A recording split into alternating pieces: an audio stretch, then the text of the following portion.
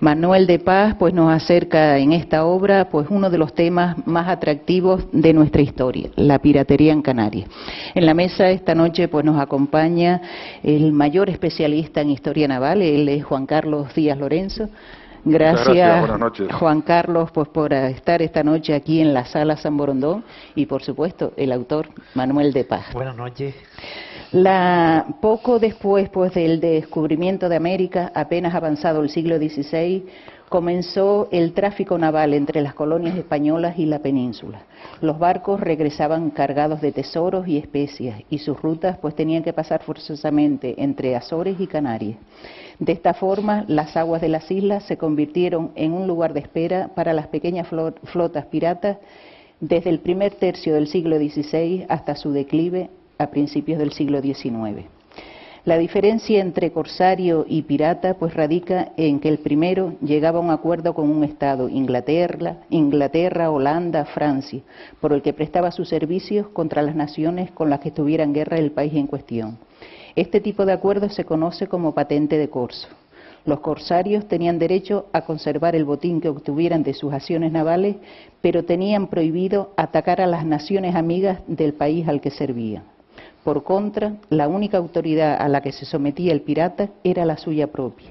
Abordaba un navío, asaltaba una plaza o asediaba una ciudad indiscriminadamente, sin tener en cuenta su nacionalidad y sin tener que rendir cuentas a nadie. Como consecuencia de la actividad de piratas y corsarios se produjeron numerosos incendios, saqueos y muertes en villas y puertos isleños, desapareciendo infinidad de archivos, documentos y obras de arte entre las cenizas y escombros que dejaban a su paso. El terror que sembraban entre la población provocó que muchos pueblos y ciudades se asentasen en lugares pues de difícil localización desde la costa y que también se militarizasen y fortificasen las islas. Ya pues le paso la palabra a Juan Carlos Díaz Lorenzo, que es el encargado de hacer la presentación del libro La piratería en Canarias. Decirles que Juan Carlos Díaz Lorenzo pues nació en Fuencaliente, en la isla de La Palma, es cronista oficial de su localidad, por un acuerdo unánime de la Corporación Municipal desde julio de 1979. Es profesor titulado en Educación General Básica, también pues estudió en la Facultad de Geografía e Historia de la Universidad de La Laguna y terminó en Santiago de Compostela, donde hizo pues Historia del Arte y se especializó en Patrimonio y Urbanismo. Después, que fruto del trabajo pues ha sido la publicación de gran cantidad de títulos, creo que son 45, y decir pues que el primero de ellos fue publicado aquí en el Centro de la Cultura Popular Canaria en el año 89. Ese libro era 100 años de vapores interinsulares canarios. Después también ha escrito 150 años de historia marinera, los transatlánticos de la migración, La Palma y el mar, Fuencaliente, Historia y Tradición, Fred Olsen, Presencia en Canarias, Canarias y la Armada Española, Antonio Armas Curvelo, La tradición de un naviero, después también Amenio Rodríguez Castaño, Un almirante del siglo XX, Puerto y Plaza Fuerte en 2 tomos, que es el ataque anfibio de Nelson a Tenerife, la gesta del 25 de julio de 1797 y la presencia de la Armada en el puerto tinerfeño. Valvanera, Viaje a la eternidad, Transmediterránea, 80 años de la flota, La Palma en la ruta de los veleros, El Hierro, el nuevo puerto del Meridiano. Después él, como dije al principio, pues se ha especializado en la historia naval y también ha publicado pues gran cantidad de artículos que ha dado a conocer preferentemente en el periódico El Diario de Aviso. En reconocimiento pues a su labor se le ha distinguido con la Cruz del Mérito Naval con distintivo blanco, es miembro de la Real Liga Naval Española y de la Real Sociedad Económica Amigos del País, así como miembro de honor de la Asociación Canaria de Capitanes de la Marina Mercante. Y actualmente pues es cónsul de Finlandia en Canarias. Y ya sin más pues le paso la palabra a Juan Carlos. Muchas gracias.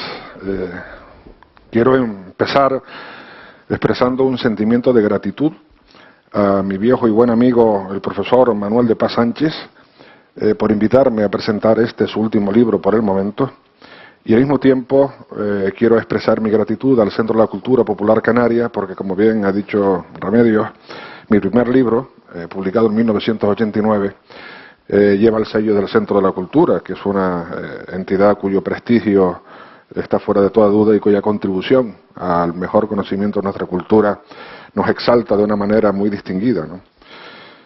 Efectivamente, cuando mi estimado amigo, el profesor Manuel de Paz Sánchez, me convoca para esta presentación, yo he aceptado con mucho gusto. Para mí es un honor, toda vez que nos une una vieja amistad de muchos años, precisamente, en primer lugar porque creo que los dos, que somos palmeros, eso imprime carácter en sus propias palabras, y en segundo lugar porque desde que tuve la oportunidad de conocerle con bastante detalle y detenimiento en la Universidad de La Laguna, surgió desde el primer instante un cálido sentimiento de afecto, de respeto y de consideración mutua que se ha mantenido en el tiempo y desde luego pues han transcurrido ya unos cuantos años.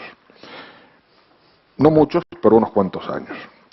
En todo caso, como dice la contraportada de este libro que hoy presentamos, La piratería en Canarias, y que lleva una magnífica portada de las Civitas Palmarias, que es una panorámica del siglo XVII de Santa Cruz de la Palma, dice en la contraportada que piratas y corsarios atacan diferentes ciudades y enclaves del territorio insular, asaltan buques de comercio y capturan presas marítimas, donde prácticamente los tiempos de la conquista hasta comienzos del siglo XIX, cuando los últimos corsarios que llegan a Canarias proceden de las emergentes naciones de la América española recién independiente.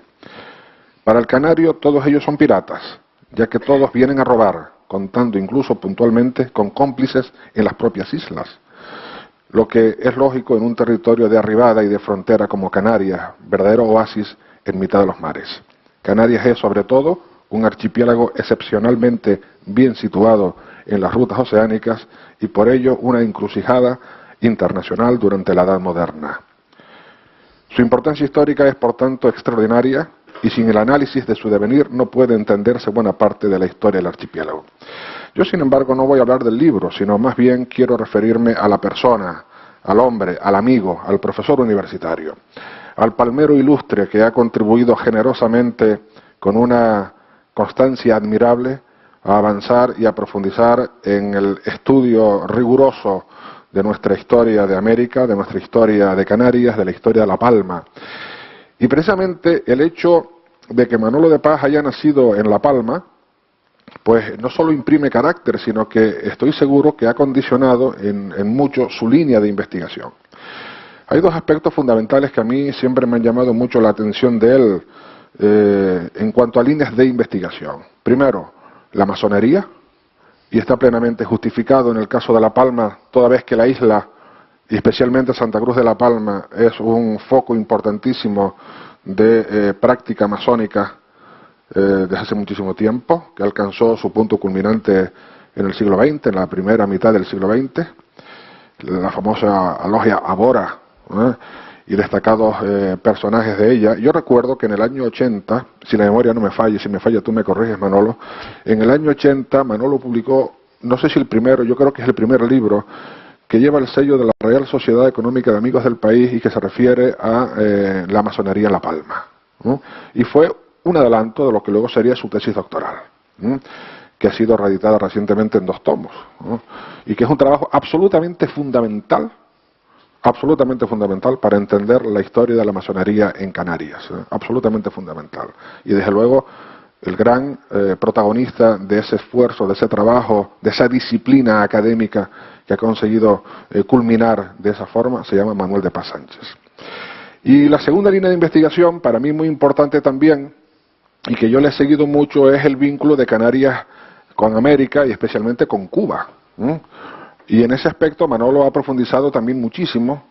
Yo no sé si habrá profundizado más en la masonería o en el tema de América, o en ambos los dos al mismo tiempo, que dirían allá por nuestros predios campestres de La Palma, ambos los dos, pero en todo caso la línea de investigación de Manolo de Paz en el amplísimo, vastísimo campo de la investigación de la presencia canaria en Cuba es otro de los pilares fundamentales de su trabajo. Y ahí están trabajos que abarcan desde el siglo XVII, siglo XVIII, por supuesto el XIX, y llegan hasta los años 60 del siglo XX, con 2 trabajos que publicó hace ya algún tiempo sobre la Revolución Cubana, la fase previa y todo el desarrollo y demás, visto siempre desde la perspectiva de un investigador serio, riguroso y sobre todo buena persona. Eso es importante en un profesor universitario. Es importante que tenga evidentemente una profundidad intelectual suficiente, pero también es importante porque dice mucho de la valía el que sea buena persona. Y Manolo sabe transmitir, nos lo transmitía perfectamente en clase y estoy seguro que ahora lo sabe hacer mucho mejor todavía porque los años, digamos que van dando mejor textura a esas formas. Nos transmitía su sentimiento y su forma de buena persona. De palmero noble, de palmero comprometido con su tiempo, con su isla y con el archipiélago, comprometido con La Palma y comprometido con la laguna, con la Universidad de San Fernando de la Laguna, universidad de indudable prestigio en el concierto universitario no solo español, sino europeo y de América también. De manera sea que yo, más que profundizar en el trabajo de la piratería, que lo va a hacer él, como es lógico, porque es quien lo ha escrito y lo ha investigado, yo quiero, evidentemente, trazar estas líneas referidas a su persona, porque estamos ante un hombre entrañable, con una gran capacidad de investigación, ha escrito muchísimo, muchísimo, y nos ha legado un fondo documental importantísimo, ¿no? Es decir, no hay trabajo que se precie que no lleve la bibliografía de Paz Sánchez Manuel Antonio. Con eso creo que queda suficientemente esbozada la personalidad de este hombre, que por otro lado compartimos pues algunas aficiones. Nos gustan los puros, lo cual es otra identidad muy clara de la forma de ser de los palmeros, puros buenos evidentemente, no fumamos cualquier cosa, pero en esa línea de amistad, en esa línea de cariño, de afecto, de respeto, de mucho respeto, Manolo de Paz siempre se ha distinguido claramente, y yo en esta intervención mía no solo quiero reconocerle su aportación, su trabajo, su disciplina, su método académico, su bonhomía incluso, ¿no?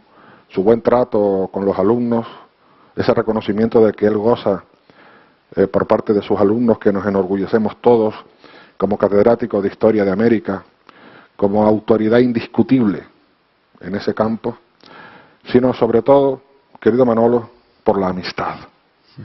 La amistad con mayúsculas, la amistad surgida desde lo más profundo, sin pedir nunca nada a cambio, y siempre con los brazos anchurosamente generosos y abiertos. Y eso hoy sí quiero decirlo y reconocértelo, y estoy seguro que en las ondas de Radio San Borondón, quienes nos están escuchando y te conocen, estoy seguro que suscriben plenamente mis palabras. Muchas gracias. Muchas gracias.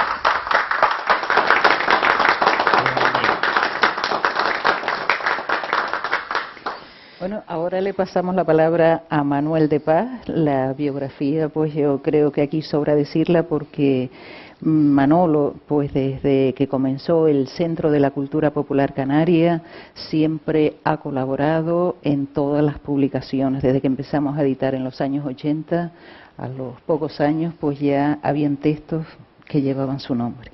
Y también nosotros estamos muy orgullosos con una colección que dirige él, es la colección Taller de Historia. En estos momentos pues ya hay publicado casi 40 títulos. Él es su director y esta colección pues goza de un gran reconocimiento, no solo a nivel estatal, sino a nivel internacional. Varios de los volúmenes de esta colección pues han sido coeditados con otros países, como puede ser Estados Unidos, también Uruguay y México. Y ya sin más, pues le paso la palabra a Manuel de Paz. Muchísimas gracias. Juan Carlos, eres un amigo entrañable y sabes que me afecto por ti. Bueno, efectivamente, no hace falta que lo matice más de lo que has dicho. Y este paisanaje, y es una cosa curiosa, nuestro paisanaje o nos une y nos hace brillar, sobre todo cuando salimos, ¿verdad?, en los sentimientos más nobles y tal, o nos desune, y en este caso, evidentemente, está claro. Y te agradezco mucho tus palabras por lo que tienen de emotivas y demás, ¿no? los méritos, bueno, todo eso es relativo, ¿no? Ya las generaciones futuras se encargarán de eso, y como todos se han empeñado en decir que estaba publicando desde prácticamente mediados del siglo pasado, pues bueno, Viera y yo somos más o menos contemporáneos. Les puedo contar una anécdota al respecto. Bueno, no sé, es una anécdota graciosa. Tengo un amigo que era amigo de don Ramón Carande, que hizo los 4 volúmenes maravillosos de Carlos V y sus banqueros. Y entonces contaba que don Ramón Carande, que murió más o menos de 100 y pocos años, ya en la etapa final le escribían, le decían, él ya falleció, entonces contestaba, todavía no. Decía que había ido con su padre a principios del siglo XX a Italia, en un viaje a Italia, habían llevado incluso monedas de oro, todavía en esa época, ¿no? Y entonces, claro, cuando iban por un pueblo del norte de Italia, vieron a un fraile, y alguien les comentó que el fraile tenía 120 años. Y entonces se le acercaron, él era un niño evidentemente, se le acercaron, padre, usted de verdad que tiene, sí, tiene 120 años. Usted sí, por esa puerta que está ahí delante, vi yo entrar a Napoleón, le dijo, ¿no? Sí, qué bien, usted en ese tiempo, mire que habrá vivido y tal. Y entonces le contestó, la vida è un lapso, la vida es un instante, en italiano, ¿no? Y él lo recordaba, y entonces decía este amigo, que es profesor de Historia de América en la Universidad de Extremadura, decía, hombre, pues al fin y al cabo entre Napoleón y hoy y yo no hay sino una generación. Pues un poco lo contaba por eso mismo, ¿no? Pues para vacilarme, efectivamente, en este sentido. Bueno, este libro, que desde luego yo estoy muy orgulloso de que viniera Juan Carlos, que además mañana sale para Galicia de madrugada prácticamente, y a presentarlo como especialista en historia de la navegación y, bueno, en cantidad de temas, también navegación aérea incluida, ¿no? Bueno, pues yo se lo agradezco muchísimo además por el interés y por la atención que siempre ha puesto por difundir temas históricos en un ámbito que es el periodístico, que es una manera de llegar a un público amplio y que de otra manera pues no se llega. Y por difundir también el trabajo con la bonomía de que me mencionaba también por su lado, el trabajo que realizan pues sus colegas sin ningún tipo de reticencia al respecto, ¿no? Creo que eso es importantísimo en esta época bueno, en cualquier época. Bueno, este libro surge por un compromiso editorial, es cierto, lo digo en la introducción, de hacer un trabajo sobre la piratería en Canarias, porque interesaba poner al alcance de un público amplio un ensayo, un trabajo que contara con la serie de condicionantes que caracterizan este tipo de trabajo, o sea, que fuera útil pues para la enseñanza, que fuera útil para el lector no especializado en el tema, que tuviera carácter divulgativo, pero al mismo tiempo que fuera riguroso en la investigación, que ofreciera incluso algún tipo de material que se pudiera utilizar en los centros, o sea, que entrara en esa corriente de la enseñanza media, la enseñanza en general del archipiélago, que yo llamo heroica, ¿no? Pues por lo que significa de labor, ¿no? De formar a generaciones de jóvenes, y además de jóvenes a veces de lugares distintos, ¿no?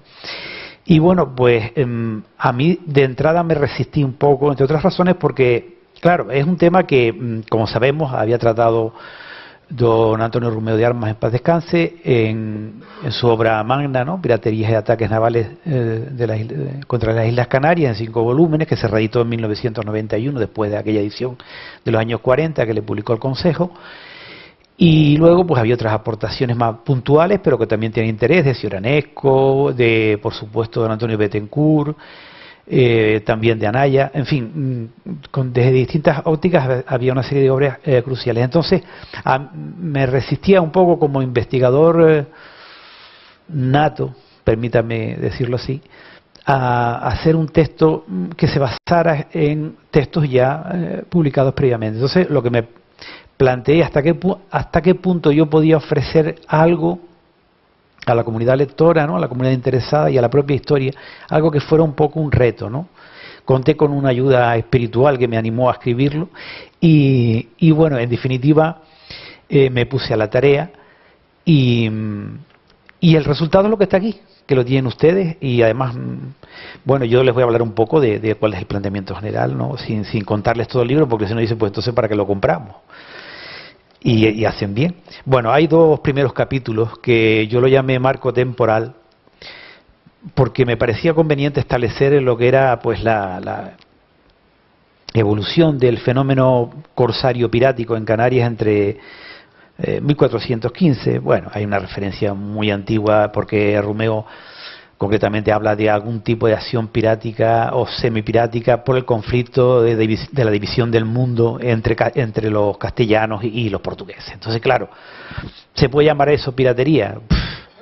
Bueno, habría que discutirlo, pero sí que hay una actuación que de acuerdo a esa legitimidad internacional podría valorarse más que como piratería, como corsarismo, ¿no? Y eso dura hasta 1599 porque es un gran ciclo de la piratería en Canarias, porque 1599 es el ataque de Van der Does a Gran Canaria, que luego lo mencionaré con un poco más detalle, pero que es muy importante ese ataque, dado que fue una flota inmensa de 74 buques, fue la toma de Gran Canaria durante varios días, el saqueo y el incendio de la ciudad, etcétera, ¿no? ¿Qué pasa después? Pues a principios del 17 hay un cambio, hay una mutación, y ese cambio viene producido porque a partir de entonces la piratería sobre todo va a tener como gran enclave en la zona del Caribe. Los bucaneros históricos de la zona del Caribe empiezan a partir de ese momento, aunque Canarias sigue teniendo pues una gran relevancia en ese ámbito hasta 1800 y avanzado. No acabamos con Nelson, porque no se acaba la piratería ni el corso con Nelson, sino que prosigue a base de ataques de los corsarios insurgentes americanos que llegan a las islas. La verdad es que a veces con cierta peculiaridad. Curiosamente, hace unos años se leyó, que está citado ahí, una tesis doctoral en Cádiz de un experto que estudió esos ataques en el ámbito peninsular. Y me invitó, de hecho su director de tesis me invitó a participar en el tribunal, porque claro, no había precedentes de este estudio, yo lo había hecho para Canarias, en Amados Compatriotas y tal. Y efectivamente ese libro luego se publicó y analiza esos ataques, pues incluso llegaron a estar sitiando Barcelona, o sea, estos barcos llegaban y actuaban como corsarios, ¿no? Por todo, pues una guerra pues naval, ¿no? Y España tenía una flota en ese momento pues bastante débil, entre otras cosas después de Trafalgar. Entonces, claro, acosaban y hacían bastante daño. Y en las islas, unas veces lo hicieron y otras veces, como se trataba prácticamente de hijos de inmigrantes canarios, pues a veces incluso eran recibidos en Garachico y por allí prácticamente los llevaban a hombros, ¿no? Porque eran casi familia. Y en otros momentos los tomaban en el mar y se enrolaban, que eso también está escrito, o sea está documentado. Se enrolaban algunos canarios con los mismos piratas insurgentes y dicen, bueno, pues mira, yo total, como aquí no tengo trabajo, me enrolo con ustedes pues, y vamos viviendo un poco aquí de la rapiña y de camino me sale pasaje gratis para América, ¿no? Que es un fenómeno curioso. Bueno, establecido ese marco cronológico que son unas 50 páginas, pues en definitiva se da una fecha y se establece el acontecimiento más relevante. Hay algunos piratas poco conocidos, otros pues están recogidos, la mayoría, ¿no? Luego hay 8 capítulos, porque el libro tiene, como les digo, 10 capítulos. Hay 8 capítulos. Bueno, el primero, que es el tercero, ¿no? Aparte de esos dos primeros, se titula Los 5 sentidos de la ciudad. Bueno, la idea forma parte del reto que nos planteamos a la hora de realizar ese libro, que es hacer historia de la cultura, o una historia cultural, en la medida en que de alguna manera un acontecimiento tan singular, tan característico de la acción bélica como podía ser la guerra, ¿no? La guerra pirática, la guerra naval, podía tener una lectura cultural, y ese fue un poco el reto que nos planteamos, ¿no? Eso implicaba la utilización de determinadas técnicas. En parte me basé en Darton y su estudio sobre la gran matanza de gatos y otros episodios de la historia cultural de Francia, en el sentido de que él utilizaba un incidente, como fue la matanza de gatos por unos trabajadores de una imprenta porque no los dejaban dormir, etcétera, para empezar a escribir a partir de un hecho aparentemente anecdótico toda una historia cultural de Francia. Va en la línea también de lo que puede ser en Ginsburg con el queso y los gusanos. O sea, yo decía Ginsburg, ¿no? O sea, en el trabajo, bueno, decía Menocchio, el protagonista de la obra, ¿no? Mire, cuando los inquisidores lo procesan, miren, yo a Dios lo concibo como un queso y nosotros somos los gusanos que nos alimentamos de ese queso, ¿no? Entonces, a partir de ahí empieza un gran desarrollo maravilloso por parte de Carlo Ginzburg, en el que analiza y llega a la conclusión de que un molinero, como podía ser Menocchio, se había leído algunas de las obras más importantes de la época. O sea, entonces se empieza cuestionando también, ¿cómo que un simple artesano, ¿no? Pues, y luego, pues, no sé, cosas de Burke, como por ejemplo Visto y no visto, que es la utilización de la imagen como fuente histórica y la clave y la importancia que tiene. O sea, que el libro, más que cerrar problemas y establecer esa categoría que quería un poco la historia del 19, establecer categorías cerradas, incluso anterior, evidentemente, o establecer casi leyes positivistas, ¿verdad?, o previamente ilustradas, pues es una invitación a la reflexión y una invitación a continuar y una invitación a mover un poco la conciencia del lector y decir, ay, pues es verdad, eso es distinto de lo que habitualmente entendíamos por esto o por lo otro, ¿no? Entonces, en los 5 sentidos me baso en un tema de Schama. Simón Schama es un historiador inglés que, en mi opinión, tiene cuestiones bastante criticables porque introduce a veces en su relato histórico personajes ficticios y de repente al final del libro, cuando te lo has leído como libro histórico, al final del libro le pone fulanito, menganito y sutanito son ficticios, pero le permiten construir un libro más atractivo para el lector a caballo entre la literatura, ¿no?, y la historia, ¿no? Y entonces un poco, él había hecho un trabajo precioso que es sobre los ojos de Rembrandt, ¿no? Y hablaba, pues claro, en ese contexto. Y entonces lo que yo me planteé es aplicar un poco ese método, pero a Santa Cruz de la Palma. ¿En qué momento? En el momento en que se produce el ataque de Leclerc. ¿Cómo era la ciudad antes del ataque? ¿Cómo fue la ciudad después del ataque? Entonces, claro, lo que hago ahí es esa introducción y luego tomé como texto representativo de ese ataque el texto de Frutuoso, que me parece absolutamente increíble, ¿no? Y lo comentaba antes con Juan Carlos Díaz Lorenzo, dice que es un texto de una belleza. Había mucho que admirar, comienza diciendo, el relato de Gaspar Frutuoso. Sí, es una cosa increíble, ¿no? Luego, el siguiente capítulo alude a otro ataque que es importantísimo, que es el de Van der Does.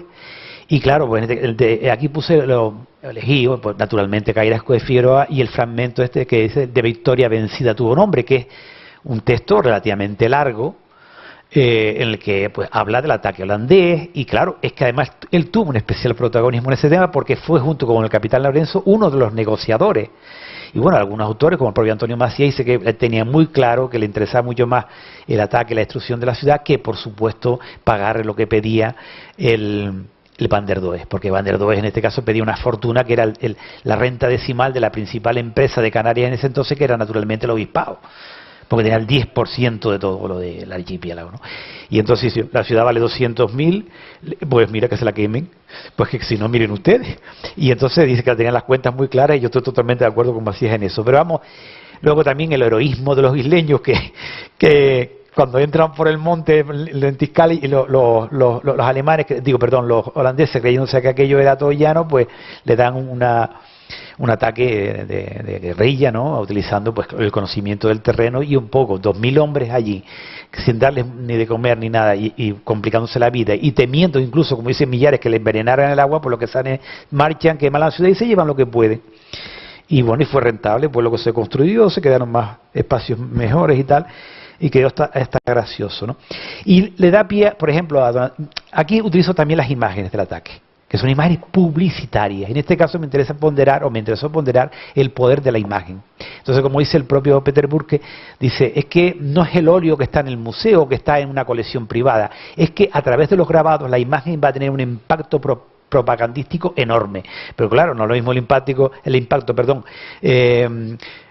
propagandístico del siglo XX o del siglo XIX tal, o del XXI, que el que tiene un grabado en 1599, y los grabados se publican en la primera serie ya desde el propio año 1599, o sea, se utilizaban como propaganda. y luego se hacen algunas ediciones posteriores, etcétera, etcétera, ¿no? Bien. Luego, pues, hay otro dato interesante, en mi opinión, y es el hecho de no querer tomar realmente el territorio. O sea, si la flota más importante que pasó por las islas en ese momento, como la de Van der Doe, con 74 buques, con un cañoneo impresionante, ¿no?, etcétera, etcétera, pues se quedan un tiempo, pretenden cobrar un dinero y con la misma se van, pues no tiene mucho sentido un poco el planteamiento, dice Bettencourt, y estoy totalmente de acuerdo con él en eso, de posesionarse del territorio, no era el objetivo, sino más bien lo que se llama ataques de accesorios, o sea, un ataque en un lugar que es importante para una monarquía tan importante como la española en ese entonces, para un imperio como era el español en ese entonces, y en definitiva ataques que pueden hacer daño, que es una mordedura, es un golpe duro, pero que no implica pues los gastos, ¿no?, de una posesión o la destrucción de flotas enteras, ¿no? Luego hay la lealtad como drama es un capítulo que alude al ataque de Jennings y que me pareció también de especial interés, primero por el texto que escribió más tarde Viera y Clavijo, y segundo por el hecho de que, como dice el propio Viera, el evitar el ataque a base de la defensa artillera que hizo Santa Cruz, el evitar el ataque de Jennings en 1706 significó también que el negocio del vino se hundiera.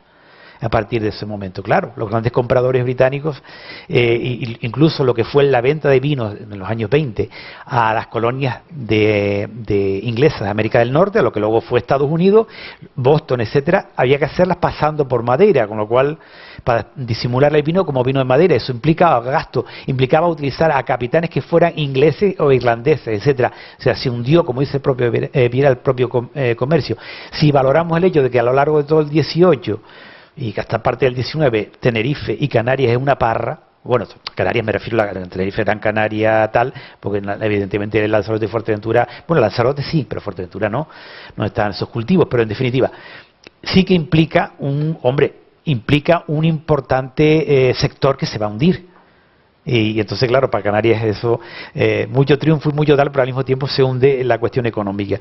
Y eso me da pie luego, más tarde, a otra cuestión que voy a plantear también luego. Está el capítulo que alude a la batalla de Chafiesta, que es la batalla de Tamasite, en Fuerteventura, cuando utilizan los camellos como trinchera, ¿no?, para atacar al enemigo. Es una batalla más intercultural. De los 4 muertos, 2 son reconciliados, o sea, son moriscos, pasados al catolicismo. Y es curioso, ¿no?, me llamó la atención, ¿no? Y lo comparé un poco, hice el juego de compararlo con las pateras y con todo esto, ¿no? Una ruindad graciosa, me parece a mí. No sé, yo lo hice adrede. Y luego, como eso se convierte a través de la reinvención de la tradición de la que habla Hobsbawm, ¿verdad?, en fiesta, y se institucionaliza. O sea, es un tema que me pareció interesante, ¿no?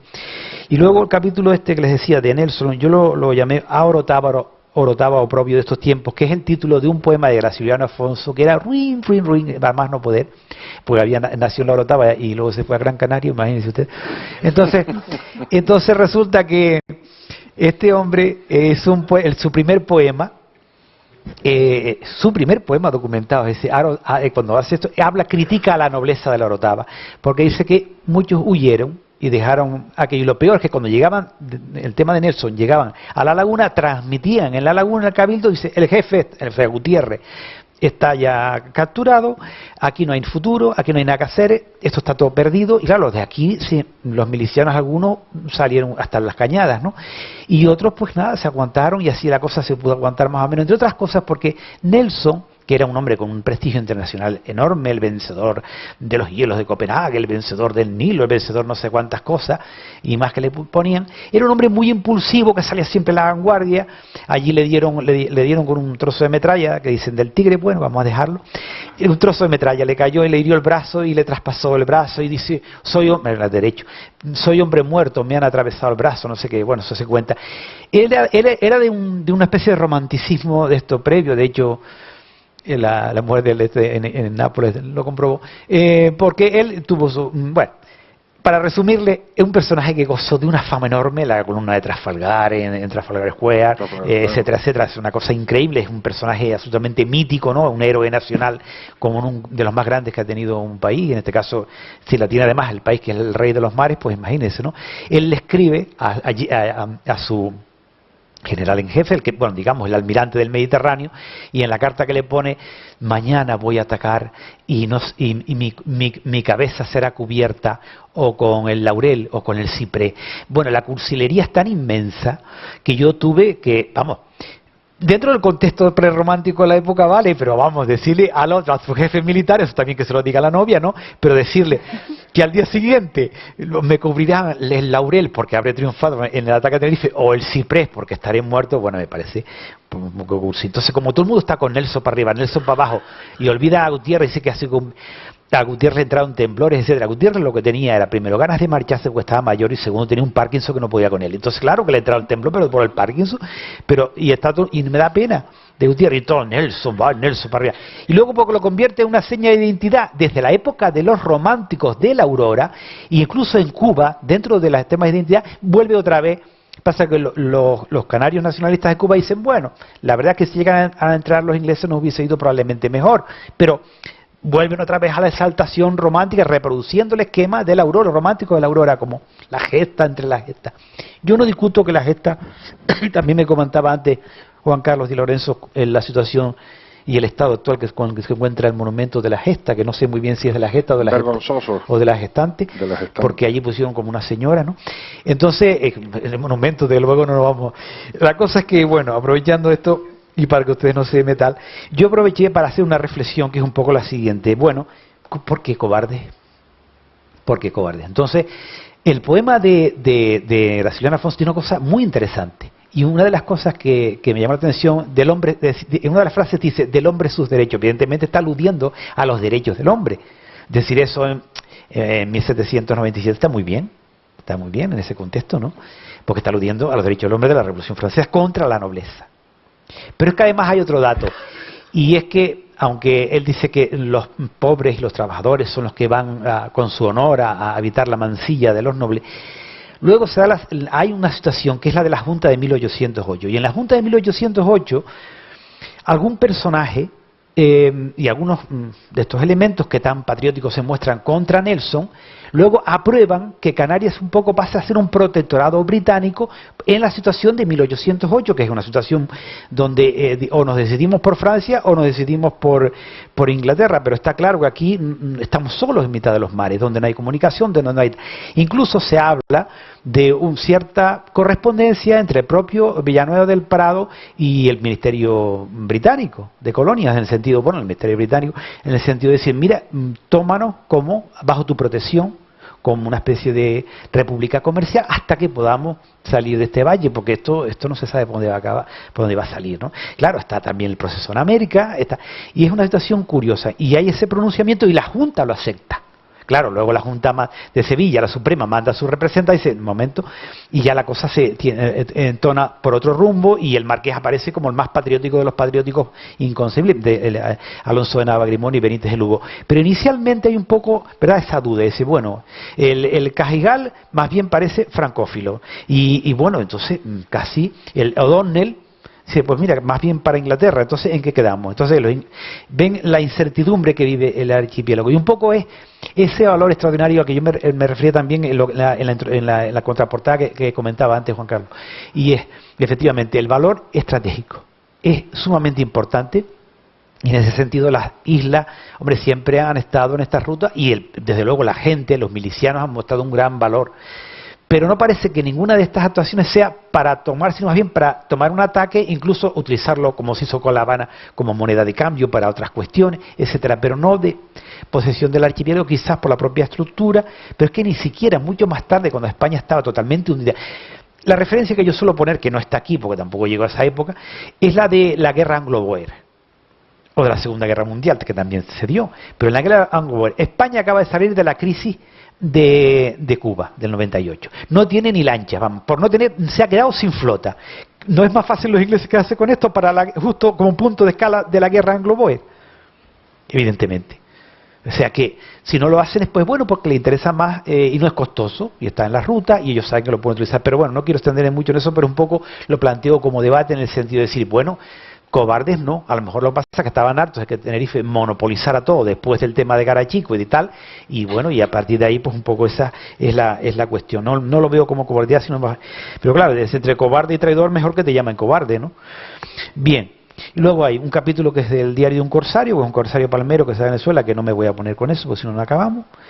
Y el pirata romántico, que me baso en un poema largo de Ignacio Negrín sobre el pirata, ¿no? Es muy interesante porque ya se ve como pirata bueno, como un pirata sacrificado, hombre libre, romántico, ¿no? Un poco en la imagen esa, ¿no? Y es un pirata, es un poema interesante porque, primero por su extensión, porque es un relato en verso, y en tercer lugar porque es un canto a un pirata, hecho por canarios que sí que cantaban en el mar y tal, pero en este caso se canta a un pirata, ¿no? Y es un poema que también se reproduce ahí. Y luego finalmente hay un capítulo que se titula Cabeza de perro, el pirata que nunca existió. ¿Por qué lo he titulado así? Bueno, entre otras cosas, cuando se lean el libro verán pues el tema. Cabeza de perro forma parte de la leyenda, sin duda alguna. Pero Cabeza de perro, en mi opinión, es una invención de Aurelio Pérez Zamora, en mi opinión, y en lo que argumento en el texto, claro está, que incluso lo hace como Ángel García, un poco el pareado con Manuel García Ponce, que sí que indudablemente existió, el gran bandido cubano.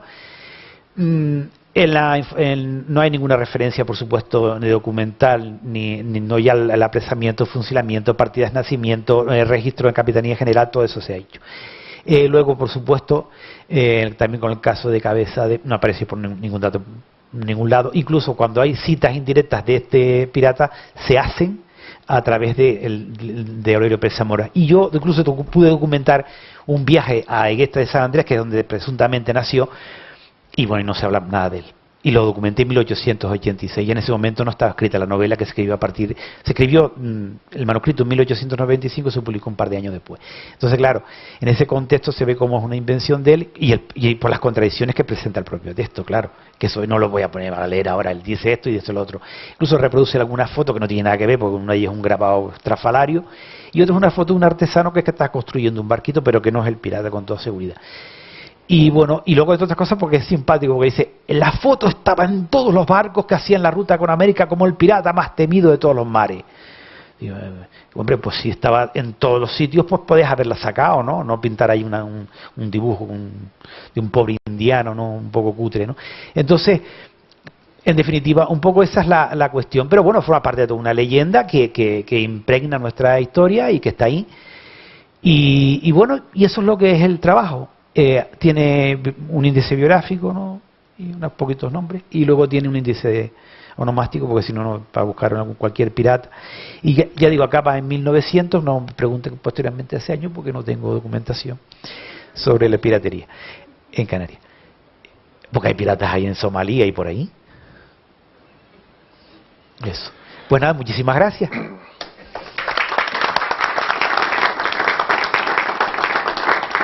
Yo quería hacer un pequeño apunte a propósito del siglo XX, y es que hay canarios que han sido asaltados a lo largo del siglo XX por piratas en otros mares. Piratas en Nigeria, piratas en el Caribe, sí, otro tipo de piratas contemporáneos, pero ha habido marinos canarios, marinos mercantes, a bordo de barcos españoles y de barcos de otras banderas, que han vivido episodios de piratería contemporánea, vamos a llamarlo así. Claro. Piensa que eso ya... Eso ya es otra cuestión. Sí. Pues eso, estupendo. Y en el tema de aquí me refiero de Somalia y tal, ¿no? Hombre, el tema de Somalia, marinos canarios en esa zona, salvo que estén en buques de bandera de conveniencia, que no lo sé, en este momento una parte importante de la flota mundial y que transita por esa zona se mueve en buques de bandera de conveniencia. Claro. Ya no creo que haya tanto marinos canarios por esa zona, puede que haya alguno navegando, porque sobre todo los barcos que por ahí transitan, grandes portacontenedores, petroleros o buques de otra naturaleza, precisamente al amparo de esos pabellones de conveniencia, pues llevan tripulantes de todo el mundo, sobre todo orientales, y de la de la Unión Soviética. Efectivamente, de la antigua URSS, hay muchos marinos navegando por ahí. Y pues sobre todo porque también, a pesar de que los estudios de náutica siguen manteniendo su importancia. Sin embargo, la realidad de la Marina Mercante Española pues no anima mucho a que pueda haber futuro en ese sector, y los que están saliendo y no consiguen embarcar en barcos españoles evidentemente tratan de hacerlo en buques de bandera de conveniencia. Y en ese aspecto, por ejemplo, sí ha habido marinos canarios que han sufrido situaciones muy delicadas en el Golfo Pérsico, por ejemplo, en las guerras del Pérsico. La guerra de Irán-Irak de los años 80, pues varios marinos mercantes canarios se vieron implicados en episodios de ataques con misiles a petroleros de bandera de conveniencia, por ejemplo, y de petroleros españoles también.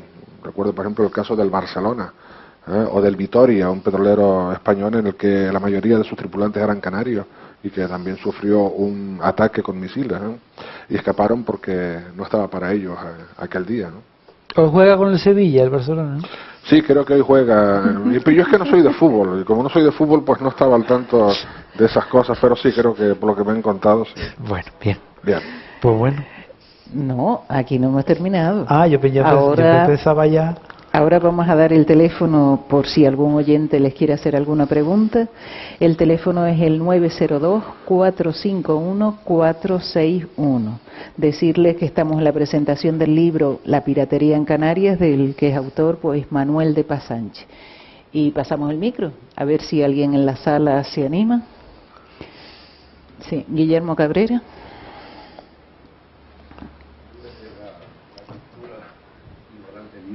Sí, sí.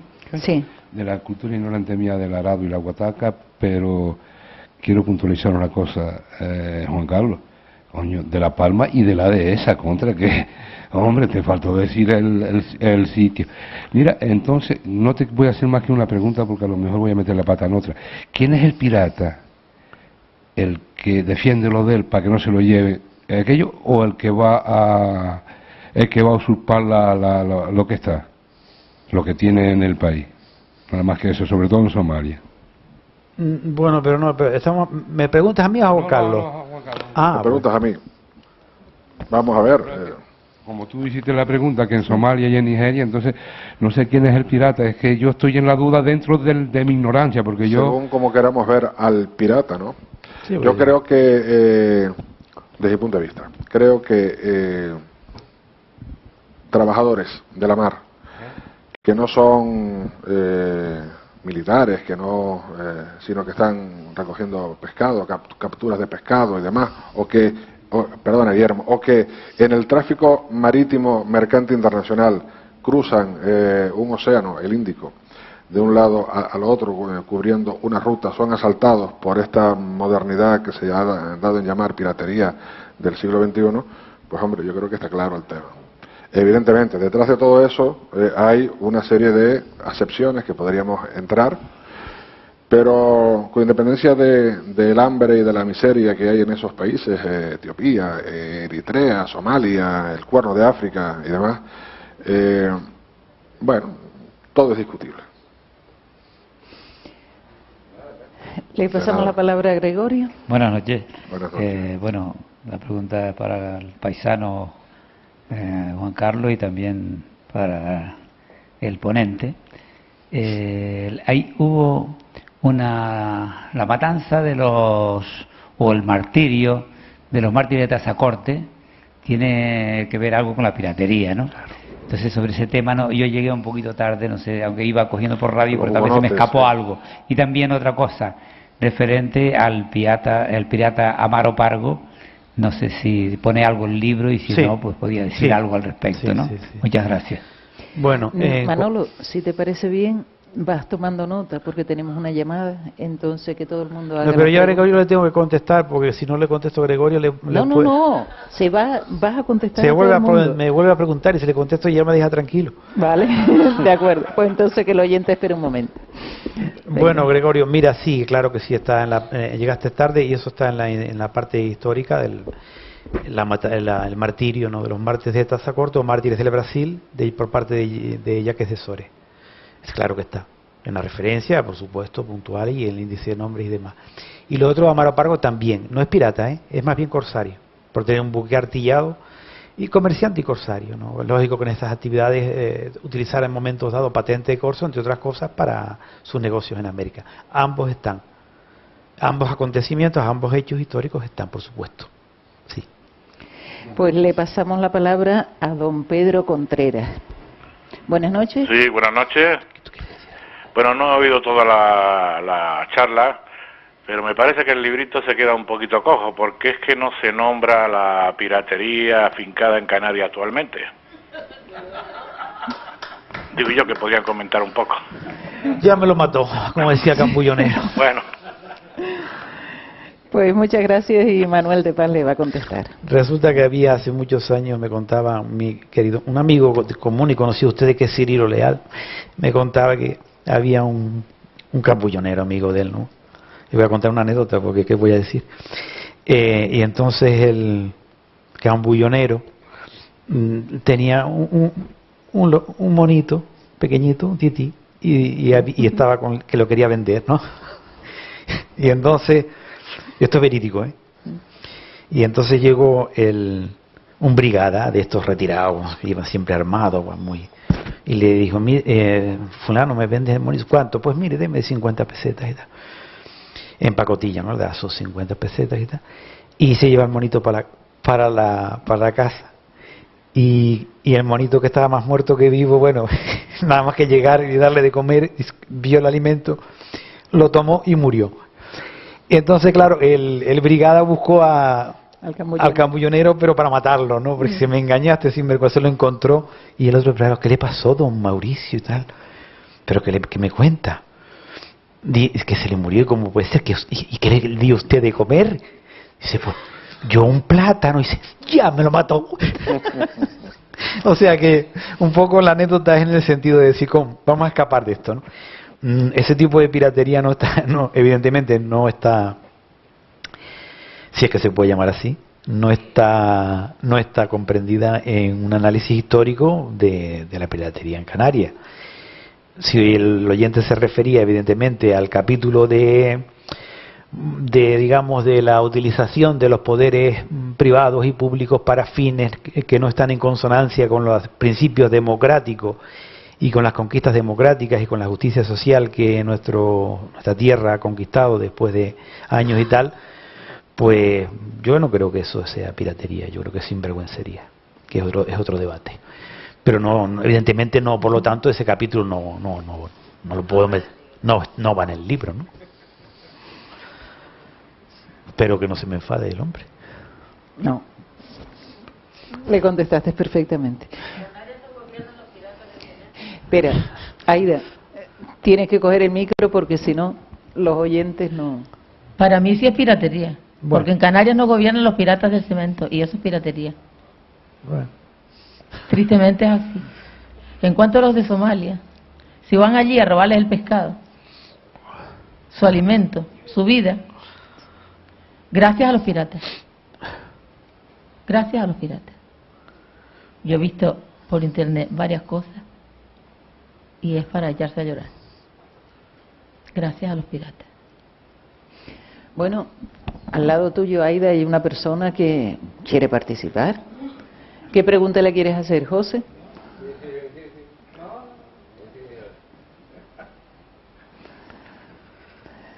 Bueno, ¿alguien más se anima? Juan Carlos, ahora tú empezaste el acto, Manolo que diga unas palabras pues para terminar. Vale, de acuerdo. Y ya después termina Juan Carlos con la presentación de este libro. Muy bien. Venga, ¿qué quiere comentar para finalizar el acto?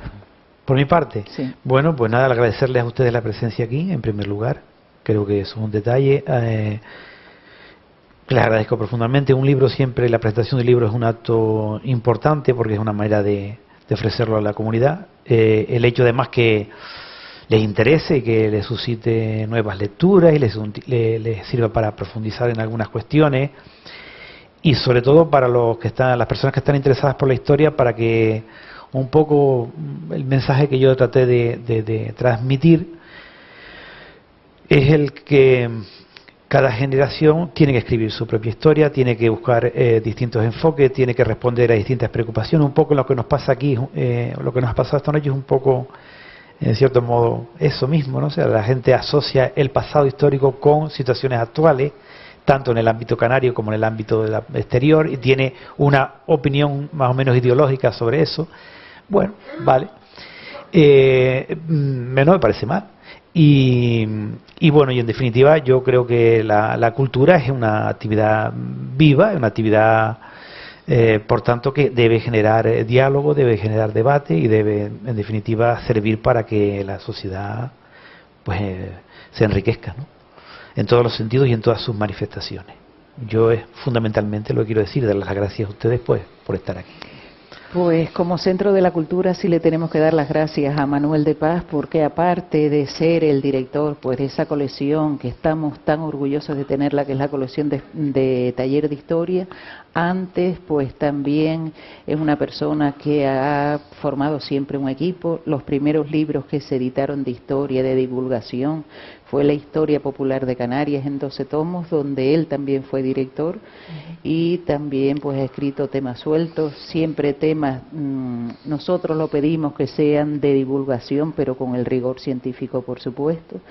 Ahora acaba de salir también en estas Navidades la reedición del libro de Historia de Canarias, una nueva edición traducida al inglés, y siempre pues Manolo ha trabajado y han hecho una cosa pues bastante difícil en los profesores de la universidad.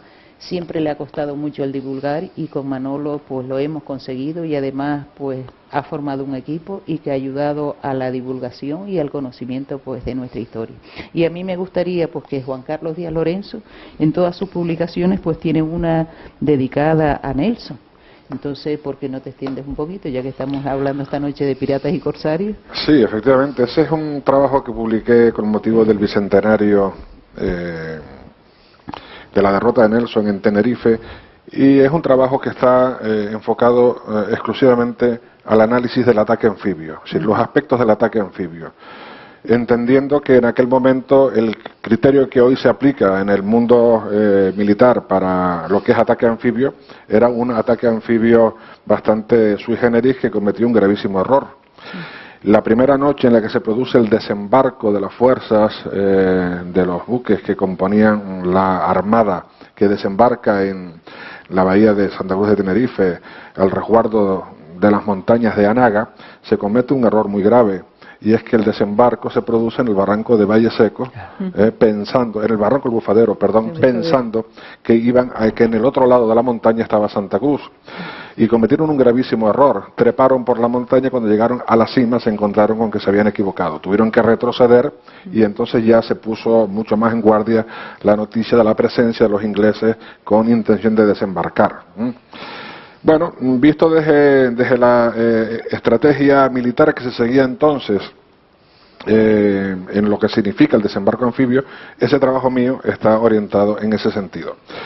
¿Qué tipo de barcos, qué tipo de maniobra, cómo era el desembarco, cuál era la reglamentación que se seguía para el desembarco, uniformidad, disciplina, estudios estratégicos correspondientes de aquella época, cómo se arbitró la defensa de la ciudad, y al respecto de lo que decía Manolo de Paz.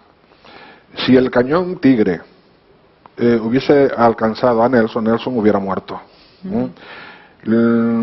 Tal es así que fue un trozo de metralla de fusilería lo que le hiere a Nelson en el brazo y le ocasiona ese famoso título.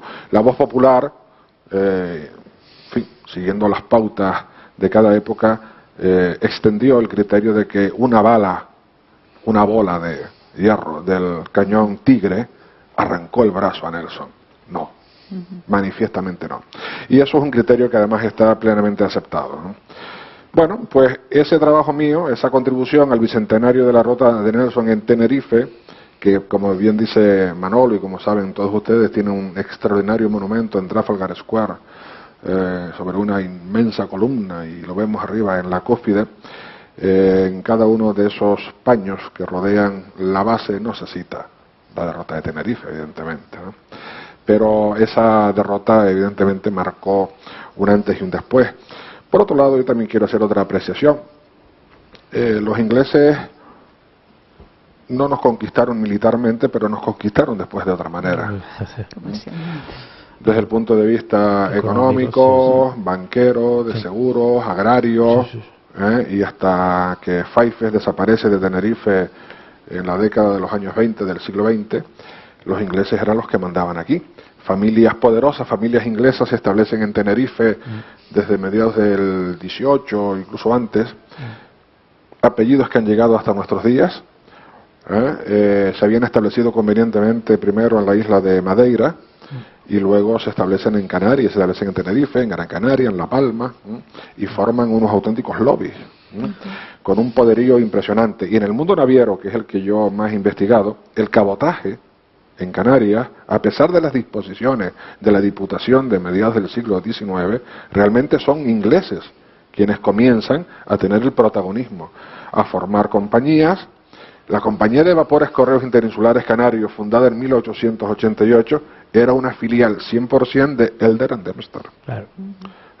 Y los barcos, los históricos correillos negros, no los que conocimos, sino los primeros, de 1888 a 1912, habían sido construidos en Inglaterra. Y los nuevos correillos se construyen en Inglaterra. Por cierto, que el año que viene no, en el 2012 se cumplirán 100 años de la llegada a Canarias del histórico vapor La Palma, que tenemos ahí amarrado en el Muelle Norte. Bueno, los ingleses nos conquistaron de otra manera, tuvieron el control, el poder económico de Canarias durante mucho tiempo. Las exportaciones fruteras de Canarias al continente y a Inglaterra, pues evidentemente es uno de esos ejemplos plenamente constatados, ¿no? Y de cómo la fuerza económica inglesa tenía además en Canarias, desde el punto de vista industrial, por ejemplo, maquinaria diversa, y hasta no hace muchos años, pues el parque automovilístico de cierto nivel era de procedencia inglesa. Austin, Morris, Ford, en fin, todas esas marcas, ¿no? En fin. Y para mí está clara una cosa en ese contexto, y es que ellos sí le hicieron caso a la teoría de Jeremy Bentham, ¿no? O sea, desasíos de las colonias, no te compliques la vida si puedes invertir de esta manera, y de hecho lo hicieron tanto aquí como en Gran Canaria, los Hamilton, cantidad de familias. Los ricos, los blancos. Claro, por supuesto. Y entonces, indiscutiblemente, dejaron una huella comercial y económica importantísima, y tuvieron una trascendencia enorme en esta época. Y en el contexto justo que decía de la guerra anglo-boer, pues ellos, claro, utilizan esto como base de abastecimiento, pero no les interesaba. Precisamente los puertos canarios, las empresas carboneras, la Tenerife Coaling and Company, la Gran Canary Coaling and Company, eran empresas inglesas establecidas aquí que, entre otras cosas, suministraban el carbón a los barcos que iban a participar en la guerra anglo-boer, por ejemplo. Fundamental, sí. Es decir, Canarias, eso es un tema mucho más amplio, evidentemente, pero juega un papel importante, prioritario. Es decir, el puerto de escala en el Atlántico, la carbonera en el Atlántico, convertida luego en gasolinera desde principios de los años 20, cuando las grandes firmas del petróleo, la Shell, Texaco, antes de que se construyera la refinería en Tenerife, ya estaban establecidas aquí. Desde finales, incluso hay unas fotos por ahí que las he visto interesantísimas de un antiguo buque de guerra inglés convertido en carbonera flotante para suministrar carbón a los barcos que pasaban por Gran Canaria. Sí. Juan Carlos, dime. Yo antes dije que tú habías hecho pues geografía e historia, te habías especializado en arte, terminaste en Santiago y te especializaste en patrimonio y urbanismo. ¿Y por qué siempre toda tu investigación ha estado con el tema naval? Pues porque en la Universidad de Santiago de Compostela no hay una especialidad en historia del arte sobre barcos y aviones, porque si no lo hubiera hecho, ¿eh? No, bueno, el plan de estudios de Santiago contempla que el alumno salga ya especializado en unas áreas de orientación específicas, y bueno, pues yo escogí patrimonio y urbanismo, pues pensando en varios conceptos, y uno de ellos es el rico patrimonio que tenemos en Canarias y el que tenemos en La Palma específicamente. Yo, aunque llevo viviendo ya muchos años en Tenerife, sin embargo sigo siendo palmero por los cuatro costados, y especialmente fuencalentero de mi pueblo, entre otras cosas pues porque tengo el honor de ser cronista oficial desde hace algo más de 30 años. Y entonces, pues pensando en el rico patrimonio, sobre todo en arquitectura, que es mi especialidad y que ahí le debo esa vocación, especialmente a quien ha sido uno de mis grandes maestros, el profesor Alberto Darias Príncipe, pues tomé la decisión de hacer esa especialidad. Bueno, es una nueva línea de trabajo. He escrito, he publicado mucho, he investigado mucho sobre barcos, menos sobre aviones. Cuando digo barcos, aviones, digo evidentemente transporte marítimo, transporte aéreo y todo lo que engloba eso. También he publicado, que es mi vocación especial, algo sobre historias de barcos. Pero bueno, transatlánticos de la migración, eso es un trabajo, uno de mis primeros trabajos. El mundo del petróleo, pues también he profundizado mucho en la historia de la refinería y de la flota petrolera española, y algún libro mío publicado en ese tema. Temas portuarios y demás, pero ya mucho más amplio en el contexto de que cuando hablamos de transporte marítimo, de transporte aéreo, pues todo lo que eso significa, ¿no? El transporte aéreo pues fue una situación muy específica de mi vida, en el sentido de que durante unos años fui directivo del Grupo Iberia en Canarias, estando en Binter, y bueno, pues tenía ese compromiso con Iberia, y coincidió con que se celebró el 75 aniversario de Iberia, y me correspondió el honor y la inmensa carga de trabajo de ser comisario de la exposición que recorrió todos los aeropuertos de España de los 75 años de la compañía, ¿no? Y después, bueno, pues he publicado algunas cositas dedicadas a mi isla de La Palma, especialmente pues las crónicas de los volcanes y ese tipo de cosas, y en fin, historia, y algo más que sacaré, supongo, como Manolo que no para. Ya somos dos, ¿no? Hola. ¿Puedo hacer una pregunta al paisano Juan Carlos? ¿Puede hacer una Claro, pregunta? Por supuesto. Bueno, sé que tú, o sea, sabemos todos que has escrito la historia de nuestro pueblo, de Fuencaliente, pero en conversación así particular, tú habías dicho que ibas, o sea, prometiste de hacer una nueva edición de ese libro ampliado. ¿Está eso en un buen, digamos, tiene por venir eso? Y otra cosa, y otra cosa, esto para don Manuel. Don Manuel, ¿cree usted que a mí particularmente, por lo menos lo pienso así, la conquista de Canarias, la llamada conquista de Canarias, no fue también un acto de piratería contra un pueblo que tenía su civilización, que habría que ahondar en eso porque la historia pues las han escrito los vencidos? Muchas gracias. Los vencedores.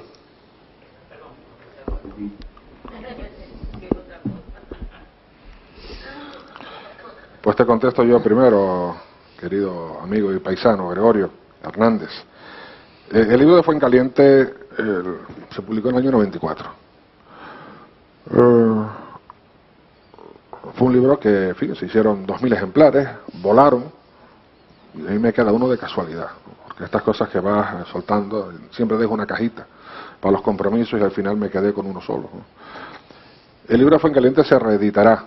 Hay un compromiso, hay un intento, más que un compromiso, de que pueda hacerse en un plazo razonablemente rápido. En este momento no estoy trabajando en el tema. Eso no quiere decir que no se pueda reactivar el proceso. Es decir, hay una parte del libro que está hecho, y de lo que está hecho, lo que es revisable, se revisa. Y hay otra parte que hay que escribirla de nuevo por completo. Y en ese aspecto quiero hacer una apreciación con toda la humildad del mundo. El Juan Carlos de 2009 no es el Juan Carlos del año 92. Y no lo soy, no lo era académicamente como lo puedo ser hoy, lo digo con toda la humildad del mundo, pero también con un reconocimiento absoluto de mi capacidad, de lo que pude haber hecho entonces a lo que creo que puedo hacer hoy y puedo aportar hoy. En ese aspecto, el capítulo del siglo XX habrá que escribirlo absolutamente de nuevo. Y de algunas cosas de los siglos anteriores hay nuevas aportaciones. Como además tengo la certeza de que lo publicado desde la conquista de la isla hasta el siglo XIX es históricamente correcto, habrá que añadir algunas cosas más. Hay algunos documentos nuevos.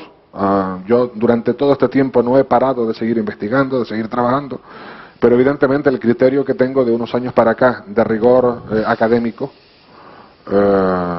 de disciplina de investigación universitaria, evidentemente es diferente del que tuve en aquel momento, que sin ninguna mala intención, evidentemente, no correspondía a lo que hoy puedo aportar, ¿no? En ese aspecto, el futuro libro de la historia de Fuencaliente, pues será un libro diferente del que conocimos en el año 94. Queda dicho. Yo te iba a leer un callo que hay por aquí, pero básicamente la cuestión es que no se puede aplicar el concepto en sentido estricto a un proceso de conquista como un proceso pirático o corsario. Que más bien sería corsario porque sería una señor-nación la que da una patente, ¿no? Pero sí que dentro de ese proceso aparecen acontecimientos que tienen ese carácter. Incluso en algún momento portugueses y canarios nativos de Gran Canaria, por ejemplo, se unen contra los castellanos y los atacan. O sea que es una cosa curiosa, ¿no? Y son piratas, entre comillas, porque ellos ya han tomado posesión del territorio en el proceso de conquista, pero los conceptos son distintos. O se es corsario, se tiene patente de corso; se es pirata, se actúa por cuenta propia. Son predadores. Los conquistadores son predadores, evidentemente, lo son, actúan capturando esclavos, etcétera, etcétera. Incluso se realizan también piraterías o las famosas cabalgadas con el norte de África. Sí, claro.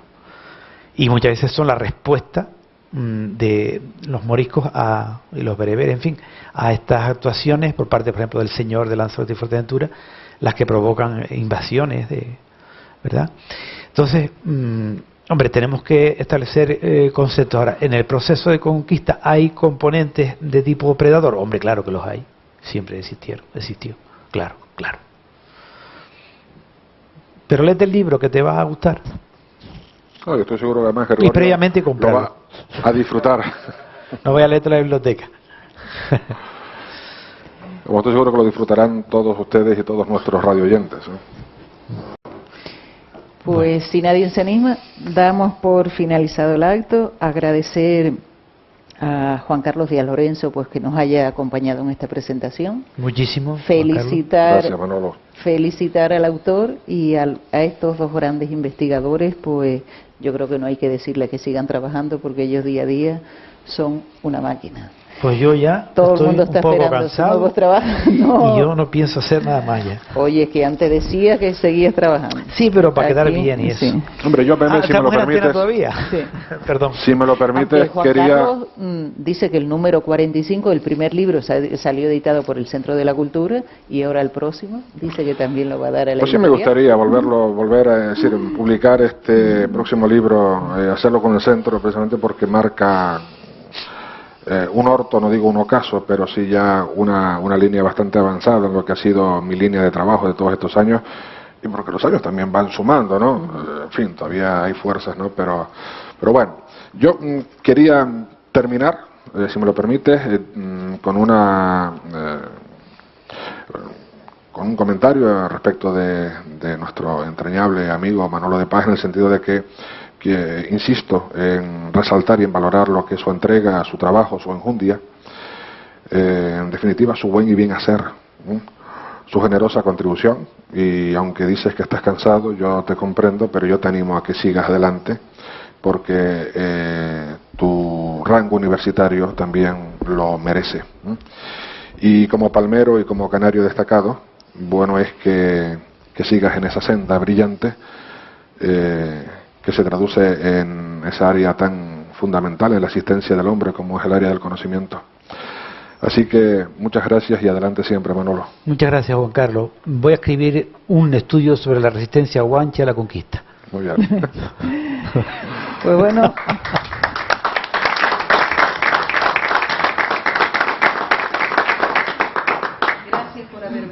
Y decirles a todos pues que este libro que aporta tanto, que es un tema muy atractivo pues para la historia de Canarias, la piratería en Canarias, lo pueden adquirir siempre, como es habitual ya en esta sala, pues el día de la presentación tienen un precio especial, casi a la mitad de precio. Aprovechen y se llevan un grandísimo libro para su casa. Que disfruten.